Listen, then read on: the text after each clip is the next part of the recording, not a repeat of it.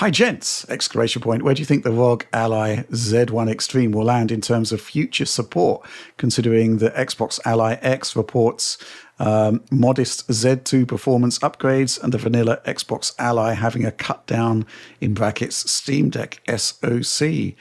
Oliver, my thoughts on this, fairly straightforward. Z1 Extreme's still pretty good, right? I think it's a pretty impressive chip. It's certainly a world apart from the Steam Deck level of performance in, once you give it a decent amount of wattage. Z2, I think it's another one of those iterative bumps. Pretty good, but I guess Z1 kind of sits in the middle almost compared to where those two Xbox Allies that are coming out.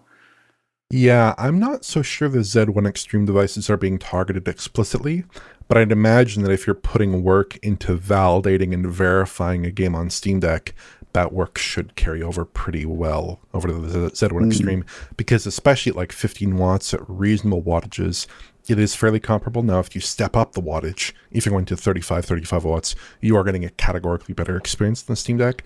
But at these kind of lower, more reasonable wattages, you're talking about like usually 20%, 30% ahead in some scenarios, more similar in other scenarios than others. But I would think that is primarily because the Steam Deck continues to exist and not because the Z1 Extreme is a particular optimization target. But yeah, the Z2 Extreme is pretty similar to the Z1 Extreme. I think it's like 10%, 20% off in a lot of benchmarks at ISO wattage, at the same wattage. And that's not too exciting now. Unfortunately, I don't think there are any Zen 4 APUs that are planned at the moment. From like Linux driver leaks, it's come out that it's quite unlikely that there will be Zen 4 APUs in the pipeline. Maybe into 2026 or 2027, we could see some next generation APUs from AMD that might have the next generation graphics architecture in them. But until then, I think we're going to see a lot of devices that are kind of having graphics capability that's more in line with last generation consoles, more in line with something like an Xbox One, a PS4, than a current generation console necessarily, unless you push them really hard with extra wattage, or you have something like ridiculous like a Strix Halo product. But I don't think that's going to be a very mainstream proposition kind of across the spectrum of devices. I don't think you're going to see very many of those sold at all, right? Yeah, I guess the question is what Justin here means by future support, because it's going to receive driver updates, Yeah. So that's going to be happening. I guess it's the case of the Xbox bolt-ons, the Xbox project. They've already committed to it arriving at some point for the older ROG Ally. So, I guess it's just going to be. It will continue to have pretty decent support and performance, and at some point you'll get the Xbox stuff. That's kind of about it. I think my main concern about the whole the whole Ally Enterprise with Microsoft, I still don't understand why they went for such a kind of a low performance entry level SoC for a device that's apparently going to be significantly more expensive than a Steam Deck. I guess we'd have to wait for the US pricing to actually get a handle on that. But Tom, thoughts? Only that if developers are kind of cognizant of the Xbox Ally specs when they have an optimization target in mind, that should pay off for the Z1 Extreme. There should be some payoff in how well that version performs on sort of low medium settings or whatever's going. So I think it won't affect things. I think there's going to be a net positive for the Z1 Extreme overall. Mm-hmm. Okay, yeah.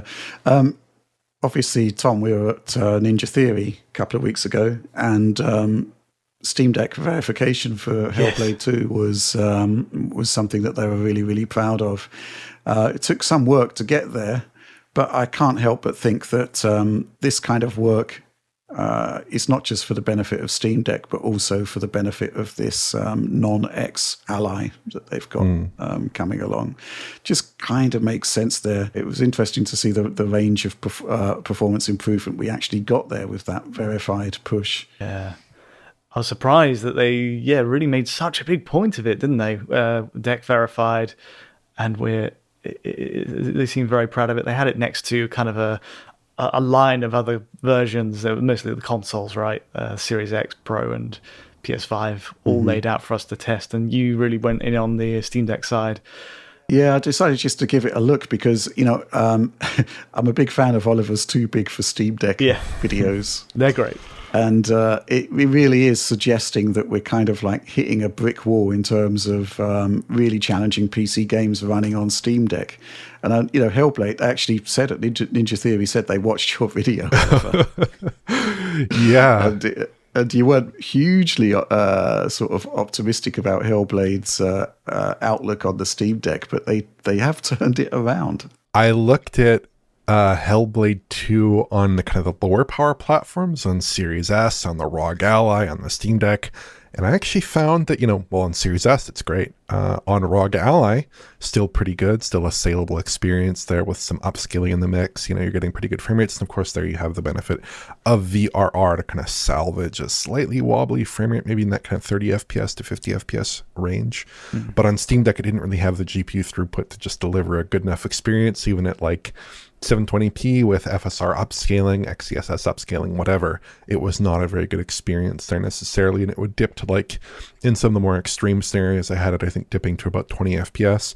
So apparently, that's been ameliorated to a large degree, and the performance is a lot better now, according to Tom's coverage. So I'm certainly glad to see that. But yeah, that was not necessarily a brilliant performer initially. Now it seems to be much better.